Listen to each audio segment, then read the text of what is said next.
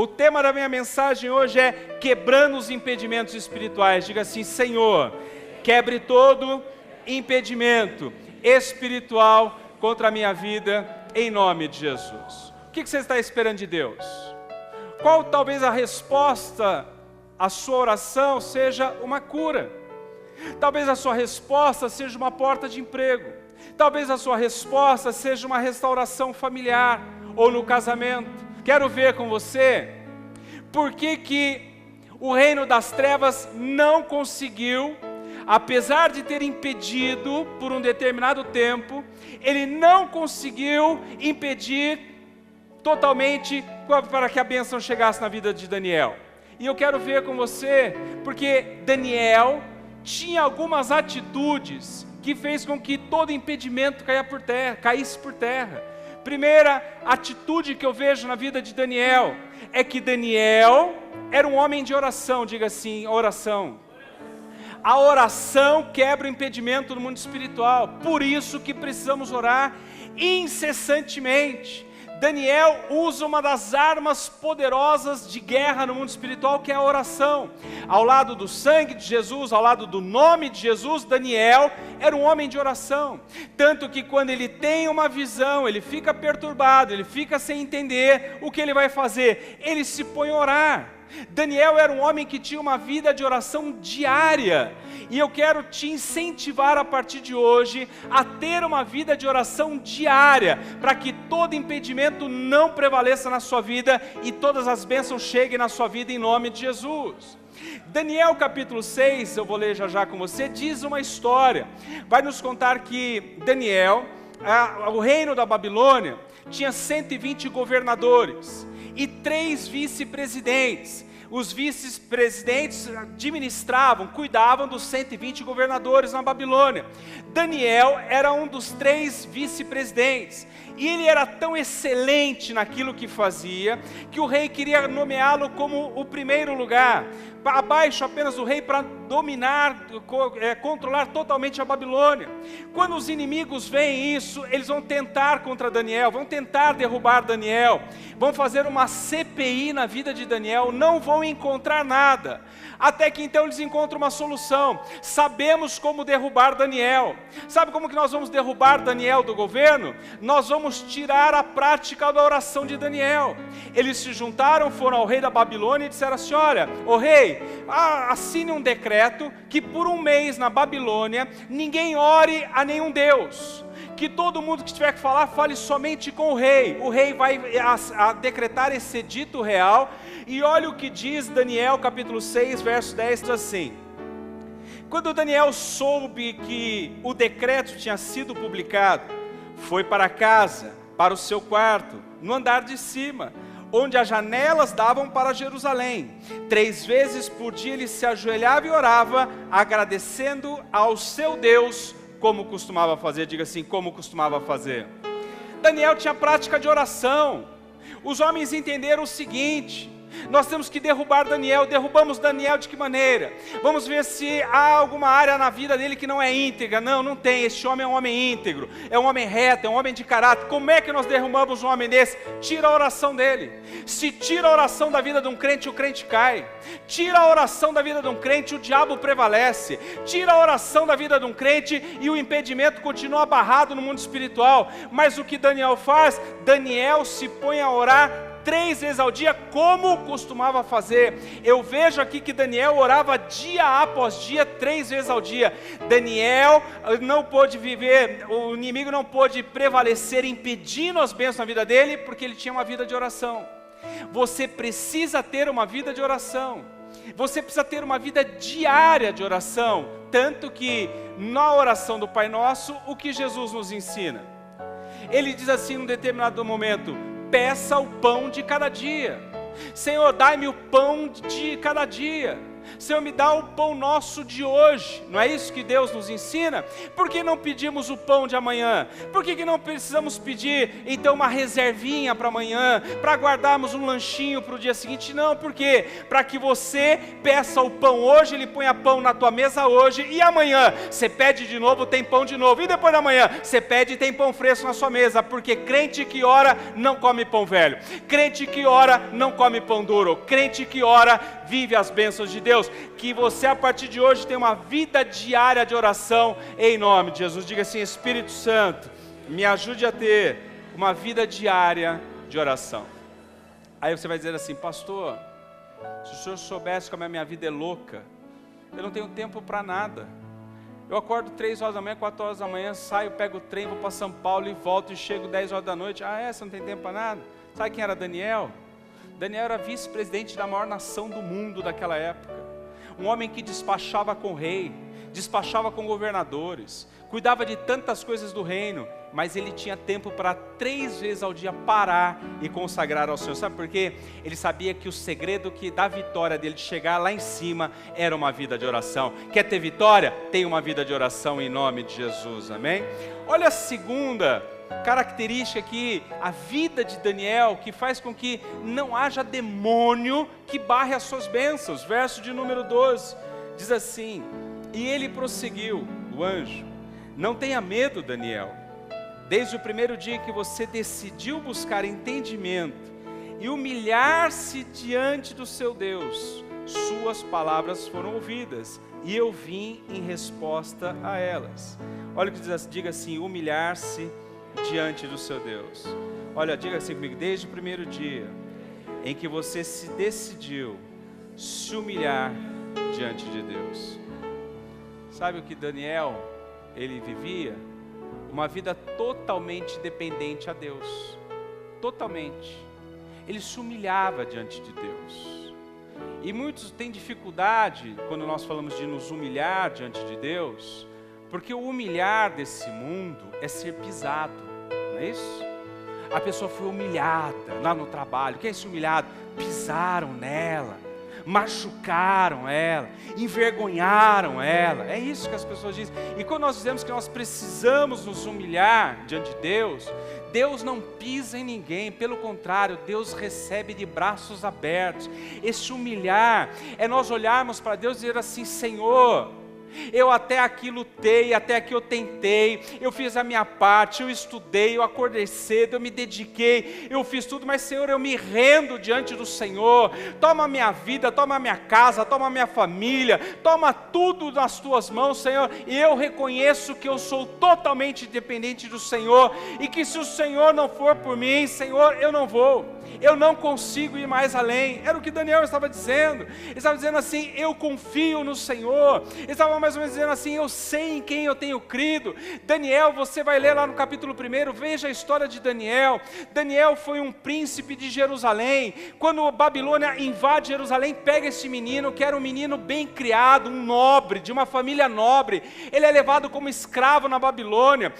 Da escravidão, Deus o coloca agora no palácio do rei. Do palácio do rei, Deus o coloca governador. De governador, Deus o coloca para vice-presidente. Este homem sabia de algo: eu só cheguei onde cheguei porque Deus é comigo, Deus é meu pastor. É como Jó, que diz assim: eu sei em quem eu tenho crido. Se você souber em quem você tem crido, então você tem uma vida dependente do Senhor. Diga assim: eu tenho uma vida dependente do Senhor. Amém? Quer vencer o diabo? Pratique o jejum. Quer vencer o inimigo? Pratique o jejum. Uma arma poderosa de guerra no mundo espiritual, ao lado da oração, é jejum. No jejum a nossa carne está fraca, mas o nosso espírito está forte. Quando nós jejuamos, milagres acontecem no mundo espiritual. Um dia, Jesus estava se aproximando de um determinado lugar, a multidão corre até Jesus, um pai de família, vai até o Senhor Jesus desesperado, diz assim para ele: Senhor, o meu filho, o demônio pega ele fica possesso, ele range os dentes, O demônio tenta jogá-lo na água, tenta jogá-lo no fogo, quer matar o meu filho. E eu roguei aos seus discípulos para que libertasse esse meu filho. Seus discípulos foram lá e oraram. Acho que um foi lá e pôs a mão na cabeça do menino, sai em nome de Jesus, e nada. Veio o outro e diz assim, olha, eu te repreendo em nome de Jesus, e nada aconteceu. Senhor, se o Senhor pode fazer alguma coisa, faça.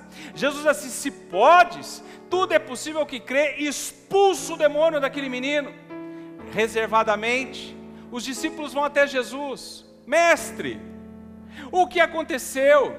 Nós oramos com fé, nós declaramos em teu nome, nós repreendemos em teu nome e nada aconteceu. E aí o Senhor foi lá e saiu, o que aconteceu? Olha a resposta de Jesus, Mateus 17, 21 diz assim, mas esta casta de demônios não se expulsa senão pela oração e pelo jejum. Diga assim, oração e jejum tem poder no mundo espiritual, amém?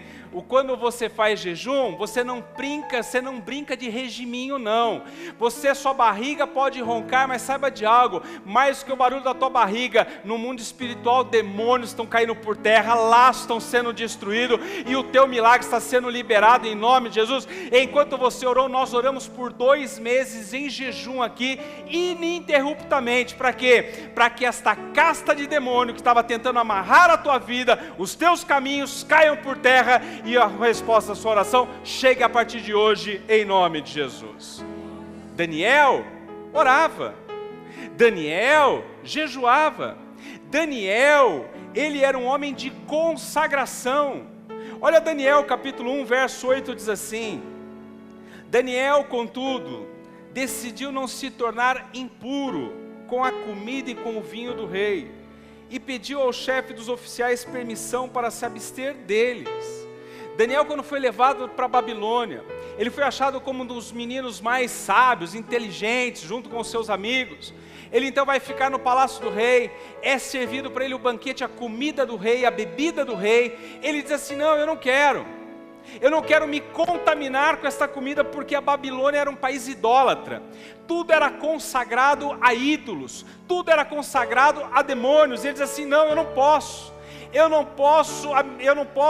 usar nada que possa estragar minha relação com Deus. A palavra consagrar significa separado. Ele estava dizendo assim, não, a minha vida é separada para Deus. Quando eu consagro a minha vida ao Senhor, quando eu consagro a minha casa ao Senhor, quando eu consagro tudo ao Senhor, então eu venço as barreiras espirituais, porque é o que Daniel estava dizendo. Você está aqui nessa noite, não se contamine com as coisas deste mundo, não se contamine com as coisas lá de fora, faça como Daniel. Se você ir a alguns lugares que você sabe que não agrada a Deus, não se contamine com isso. Se você acessava alguns sites que não agradam a Deus, não se contamine com isso. É o que Daniel, mas pastor, minhas coisas estão amarradas na minha vida, porque talvez esteja faltando oração, consagração, jejum, esteja faltando mais vida com Deus, mais intimidade com Deus. E aí, não há demônio que possa reter as suas bênçãos em nome de Jesus, amém? Daniel 1,17 diz assim, a esses 4 jovens Deus deu sabedoria e inteligência, para conhecerem todos os aspectos da cultura e da ciência. E Daniel, além disso, sabia interpretar todo tipo de visões e sonhos, amém? Daniel, ele foi separado com os seus amigos, Sadraque, Mesaque e Abednego, eles eram amigos inseparáveis. Daniel construiu relacionamentos saudáveis. Quer viver vitória na sua vida? Ande com pessoas que tenham vida saudável com Deus, que tenham vida de oração, vida de jejum, comunhão com o Senhor, consagração ao Senhor, e aí você vai ver as bênçãos de Deus. Quando Daniel decide não comer, os seus amigos falam assim, tamo junto. Olha, mas nós não vamos comer nada que é bom do palácio. Tamo junto, Daniel. E aí nós vamos falar lá, mas e se o rei não aceitar? Não, mas nós estamos juntos até o final. Daniel não comeu, seus amigos não comeram. Daniel professava a mesma fé que os seus amigos, e quando um precisava do outro, eles estavam juntos. Quer ter vitória? Ande com gente abençoada, porque no dia que você dizer assim, estou cansado, não aguento mais, eu não aguento mais a pressão, eu não aguento mais essa situação na minha vida. Aí alguém vai te ligar e falar, não, irmã, deixa de bobagem, vamos junto, Deus é maior, vamos para a igreja, e lá nós vamos ter a virada. Aí você vem na igreja, recebe um renovo de Deus. Aí alguém está desanimado, não, mas olha, está demais, apertou, agora arrochou mesmo o negócio. Aí você tem um irmão que vai te dizer, não, meu irmão, isso passa, amanhã você vai ver a glória de Deus, vai ver a bênção de Deus. Ande com gente assim. Com quem você tem andado? Com pessoa que te leva para cima ou te joga para baixo? Qual conselho você tem recebido? Meu casamento está assim, vai embora, muda de vida, olha, arruma outra, arruma outro. Ou você tem ouvido um aconselhamento, o que está acontecendo, minha irmã? Está uma luta, vamos fazer um jejum, vamos orar, e que esse espírito maligno caia por terra, saia da tua casa, e você viva a glória de Deus. Mas meu marido foi embora, vamos clamar para que ele volte pelo poder do nome de Jesus Cristo. Mas por quê? Porque a tua família é projeto de Deus, Deus te levantou para viver uma família abençoada do Senhor. Você tem que andar com gente assim, gente quando diz assim para você, mas lá no emprego está difícil, estão me perseguindo, nós vamos orar porque o inimigo vai cair por terra em nome de Jesus. Caminhe com gente assim. Sexto segredo de Daniel, olha só Daniel 6, verso 4 diz assim, diante disso, os supervisores e os sátrapas, que eram os governadores, procuraram motivos para acusar Daniel em sua administração governamental, mas nada conseguiram. Não puderam achar falta alguma nele, pois ele era fiel. Diga assim, pois ele era fiel. Não era desonesto nem negligente. Amém? Diga assim, Daniel era fiel. Diga assim, a fidelidade quebra toda a barreira do mundo espiritual. Daniel era fiel. E eu quero te dizer que ele era fiel em meio a uma sociedade idólatra. Ele era fiel no meio de uma sociedade corrupta, maligna, no meio de uma sociedade imoral, e ele era fiel. Não é muito diferente dos nossos dias hoje aqui no Brasil. Uma sociedade corrupta, maligna, cruel, imoral, mas eu quero te dizer, dá para ser fiel em nome de Jesus. Verso de número 12, para encerrarmos. Ele diz assim, o anjo diz a Daniel, e ele prosseguiu, o anjo dizendo a Daniel, não tenha medo. Diga assim, não tenha medo. Diga assim, eu não vou temer. Levante sua mão só e diga assim, eu não temo nenhum dardo inflamado do maligno, eu não temo nenhuma artimanha de Satanás contra a minha vida, em nome de Jesus. Amém? Sabe qual era o segredo de Daniel? Não temia, não temia. Quando os inimigos se levantaram, ele não temeu. Você conhece a história de Daniel, ele foi lançado na cova dos leões, não temeu. O diabo se levanta, ele não temeu. Por quê? Porque quem tem uma vida de oração não tem o que temer. Se você tiver uma vida de oração, não há o que temer. Olha o que diz o Salmo de guerra, o Salmo de batalha, Salmo 91, no verso de número 15, diz assim, ele clamará a mim, e eu lhe darei resposta, e na adversidade estarei com ele, vou livrá-lo e cobri-lo de honra. Amém? Sabe o que está dizendo? Que quem clama a Deus guarda, quem clama a Deus livre, quem clama a Deus protege. Ele não temia, por quê? Porque quem ora sabe que Deus no tempo certo vai estender a mão forte e vai nos guardar do mal. Vai nos guardar no refúgio do Altíssimo e descansaremos à sombra do Onipotente. Por que nós podemos descansar? Porque quem clama pode descansar. Jeremias 33:3, clama a mim e responderei coisas grandes e firmes que não sabes. Salmo 50:15 diz assim, invoca-me no dia da angústia, eu te livrarei e tu me glorificarás, diz o nome do Senhor. Sabe o que eu posso ver na vida de Daniel? Por que ele não precisava temer? Porque quem tem vida de oração não tem o que temer. Quem tem Deus tem proteção. Tem alguém aqui que tem Deus? Quem tem Deus aí? Você tem Deus na sua vida? Você não tem o que temer. Você não tem o que temer. Pastor, e por que eu não tenho o que temer? Se o inimigo se levanta, se o diabo se levanta, o príncipe da Pérsia, olha o que está dizendo. Está dizendo que é um principado, uma potestade de autoridade, que regia uma nação, porque há uma hierarquia no mundo espiritual. Nós estamos falando aqui de um anjo caído graduado, um principado de uma nação. Ele está dizendo que ele barrou. E por que nós não precisamos ter medo de nada nessa vida? Porque olha o que diz 1 João 3,8.